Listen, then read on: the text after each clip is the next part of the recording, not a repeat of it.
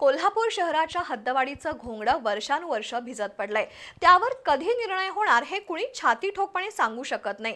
दुसरीकडे हद्दवाढी समावेश होणाऱ्या संभाव्य गावांच्या विकासाला चालना देण्यासाठी करवीर आणि हातकणंगले तालुक्यातील 42 गावांसाठी नागरी विकास प्राधिकरण कार्यालय 8 वर्षांपूर्वी सुरू झालंय। कोल्हापुरातील मध्यवर्ती प्रशासकीय इमारतीमध्ये सुरू असलेल्या या कार्यालयाचं कामकाज गेले 15 दिवस ठप्प आहे।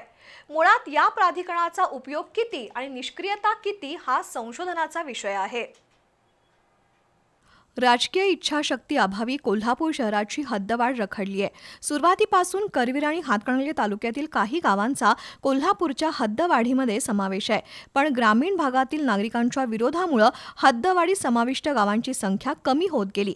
दुसरीकडे करवीर आणि हातकणंगले या दोन तालुक्यातील 42 गावांच्या विकासासाठी 2017 मध्ये प्राधिकरण सुरू करण्यात आलं। त्यामध्ये करवीर तालुक्यातील 37 तर हातकणंगले तालुक्यातील 5 गावांचा समावेश आहे। या 42 गावातील काम परवाने, भोगवटा पत्र, रेखांकन यासह अन्य महसुली कामांची जबाबदारी प्राधिकरणाकडे येते। या कार्यालयाचे मुख्य प्रशासक अधिकारी दिलीप कदम सध्या रजेवर आहेत, तर जिल्ह्याच्या पालकमंत्र्यांनीच या कार्यालयाचं कामकाज थांबवण्याचे आदेश दिल्याची चर्चा आहे। प्रलंबित प्रकरणं मार्गी लावण्यासाठी जनता दरबाराचं नियोजन केलं जाणार आहे, असे तोंडी आदेश मंत्र्यांनी दिल्यामुळे 10 फेब्रुवारीपासून प्राधिकरण कार्यालयात अघोषित काम बंद धोरण सुरू आहे। त्यातून गरजू नागरिकांची मात्र चांगलीच कोंडी झाली आहे। लाचखोरीच्या आरोपामुळे या प्राधिकरण कार्यालयात यापूर्वी शिवसेना ठाकरे गटाच्या वतीनं आंदोलन झालं होतं, पण तरीही या कार्यालयाचा कारभार पारदर्शी झालेला नाही।